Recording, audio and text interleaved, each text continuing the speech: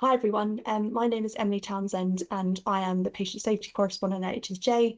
I'm joined today by Rebecca Hilsenrath, who is the Parliamentary and Health Service Ombudsman, and she's joining me for the next edition of the Honest Conversations series, where we discuss the state of patient safety in the NHS ahead of this year's Patient Safety Congress in Manchester. And Rebecca is the speaker at this year's Congress. So thank you very much for joining me. We can jump straight in.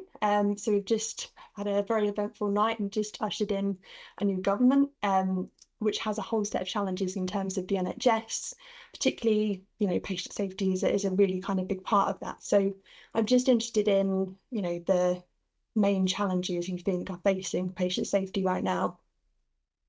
So thanks, Emily. Thanks for having me on the podcast. I think the important thing to start off with is to say that we constantly encounter NHS staff of quite extraordinary dedication and commitment and ability. And we know that they're motivated by the desire to help and also to heal, despite pretty much suboptimal working conditions. But what we see is people when there has been a failure in care and then there's been a failure to investigate that properly, or it wouldn't be coming to us. And what we see as tragedies that didn't need to happen if the NHS had listened properly to its patients.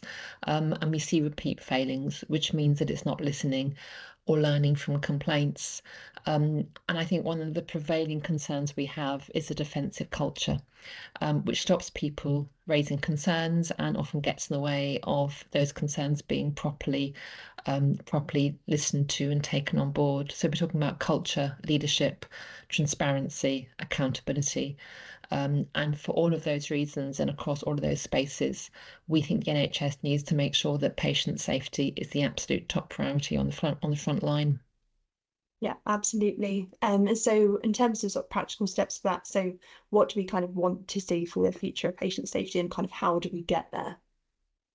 So we have co-produced with the NHS complaint standards that look at standardising good practice in complaints handling, both in terms of competency and in terms of culture across the NHS. And we think that's going to help the NHS listen and learn to patients when things go wrong.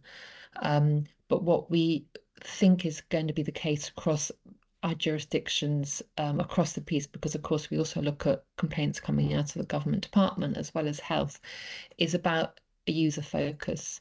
So that means is the NHS really listening to patients, to carers, to families when things go wrong? And we know that we welcome the institution of Martha's Rule coming out of really tragic circumstances. But all public services need to be crafted around the person at the heart of them. And that's going to help.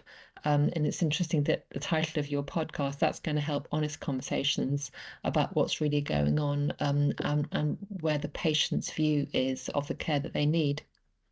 Yeah, certainly. And so in terms of the Congress itself, so obviously you're speaking at a session and it discusses the kind of importance of recognising deterioration and the role of DNA CPR as well. Are you able to kind of talk us through just to give us an idea of what we can expect from that session?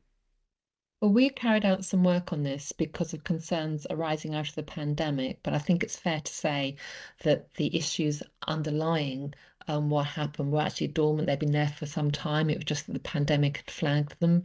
And what we found is that conversations with patients and with families and carers about end-of-life care, including whether or not to provide CPR, were happening too late and in the wrong settings, often where patients were just left out of the loop completely, and where there was particular impact on disabled and elderly people because of information being inaccessible.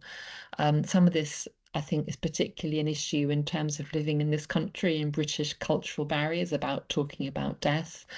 But it's of massive concern to us because we have an aging population, so this stuff is going to get more and more important. And what came out of our report was the need to have sensitive conversations with trained professionals that happen well in advance and therefore aren't left to inappropriate acute settings.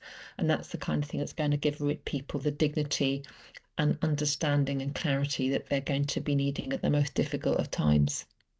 Yeah, certainly. I think that's so important, and I think that'll be a really interesting session to go to. So I guess if we can kind of wrap up in terms of, what are you most keen to hear about at Congress? There's going to be so much to kind of discuss. There's a really wide range of issues at stake. What are you really looking forward to kind of talking about in terms of that, taking the theme of honest conversations? I think, again, honest conversations, I think one of the biggest challenges about the NHS, just to kind of state the obvious, is its size. And working with practitioners, we see fantastic practice, just as we also see places where it's gone wrong. And I'm really interested in hearing both of those. I'd love to see an NHS where we see really good opportunity to share good practice, just as I'd like to see an NHS which is open to learning about when things go wrong. So what I'm really looking forward to is hoping that we're going to share some of those stories and learn from each other. Yeah, certainly. I definitely think that being able to share some of the best practice, that's one of the things that the NHS perhaps doesn't do as well as we would like it to, is actually speak about the positives, because we can very much kind of focus on the negatives. So thank you very much. But was there anything else that you wanted to mention at all, just ahead of the Congress and yeah, being a speaker there? It's been an absolute pleasure talking to you, and I'm really looking forward to being at the Congress.